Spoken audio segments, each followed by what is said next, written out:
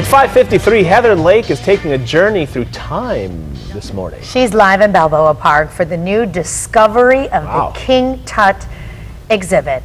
That's pretty cool, Heather.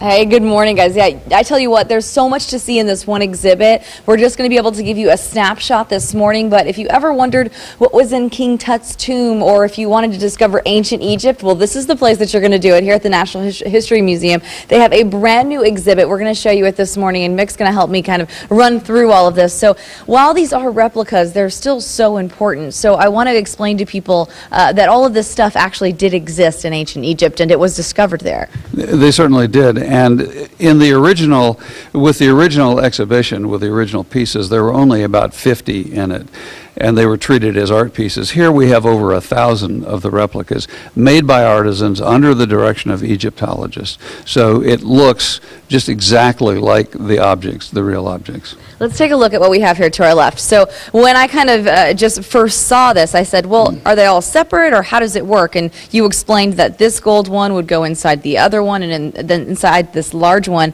And how much gold is actually right here? Well, in the final coffin, there's 242 pounds of pure gold. Wow. And then the mummy itself had gold fingertips, gold sandals, gold necklaces and omelets. I mean, it's just a warehouse of gold, beautiful gold pieces. In such a small piece, this one, would you call this, not necessarily the mummies inside, but what would you call the big gold piece? Well, they're all coffins, one that stacks within each other. So there's 4 of them that stack one in the next, and then there are 4 shrines that they're all encased in, and then there's a sarcophagus in the center, and it's in that as well. How interesting is it, their burial rituals and what they went through, you know, to have their dead kind of rest and laid in peace. But then we see right here, this is the shrine. This is a model of the shrine. We're going to take you back to the shrine at the end of the segment. But this is where it starts. Right. We see the coffin. That's a stone sarcophagus, and then the coffin is on top of that. So each one of those coffins is stacked inside each other, and that's the top one in the sarcophagus, and then in each of the 4 shrines. Wow.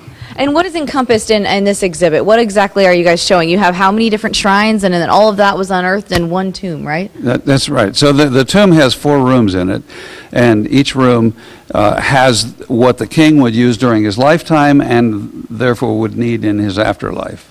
So food, clothing, furniture. And you said in this tomb it kind of looked like someone's garage that had just never been organized. It looks like my garage, actually.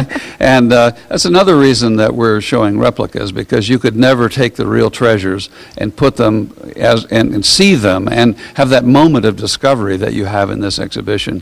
Wow. I want to send Josh, if you could, just turn around. We're going to show the shrine, because this is really, really neat. Even though these are replicas, this is exactly almost to size and scale and detail of what you would have found in ancient Egypt, and so very, very neat. And this is exactly what one of those coffins would be inside of, Mick? Right. So this is the actual size of the shrine, and each shrine was in the burial vault, and it was so tight in there that Howard Carter had to take it apart in pieces to get it out of the burial vault.